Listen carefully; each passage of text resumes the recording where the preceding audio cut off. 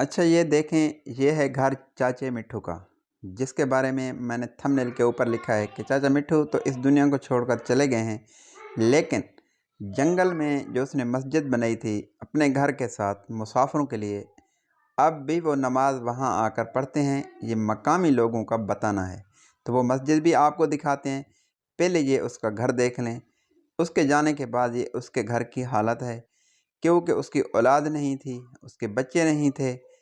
तो ये है वो मस्जिद जो चाचे मिट्ठू ने जंगल में बनाई थी मुसाफिरों के लिए। ये हर तरफ जंगल बेअबान है, कुछ भी नहीं, सिर्फ चंद घर थे और इस चाचे मिट्ठू का घर था, और बाकी हर तरफ जंगल ही जंगल था। ये आप देखें, और ये सामने जो आपको मकान नज़र आते हैं वो भी चाचे मिट्ठू के हैं। ये है वो मस्जिद। ये लोटा भी उस ज़माने का है, चाचे मिट्ठू जो वज़ू करता था जिस लोटे के साथ, अब भी ये मस्जिद के ऊपर खड़ा है लोटा।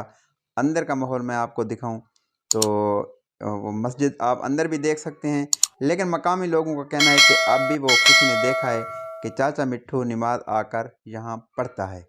तो अंदर चलते हैं, अंदर का माहौल भी आपको दिखाते हैं मस्जिद का। तो देखिए मस्जिद के अंदर का माहौल। तो ये वही मस्जिद है जो चाचा मिट्ठू ने बनाई थी, और मकामी लोगों का कहना है कि चाचा मिट्ठू इस मस्जिद के अंदर अब भी नमाज आकर पढ़ते हैं। तो ये है वो मस्जिद, ये अंदर का माहौल है। मकामी लोगों का कहना है, एक के नहीं कई लोगों ने कहा कि हमने अचानक देखा है उसको, मतलब कि सुबह की नमाज से पहले वो बैठे होते हैं इधर सफ़ में। तो ये मकामी लोगों का कहना है, लेकिन वो बंदा दरवेश था, अल्लाह वाला था, हमने देखा हुआ था। दरवेश सिफत इंसान था, लेकिन कोई उसके पास दीनी इस्लामी इल्म नहीं था। बंदा इखलास वाला था। जंगल में मस्जिद बनाई थी सिर्फ मुसाफिरों के लिए, फिर खिदमत करता था, पानी भर के रखता था, लोटे भर के रखता था,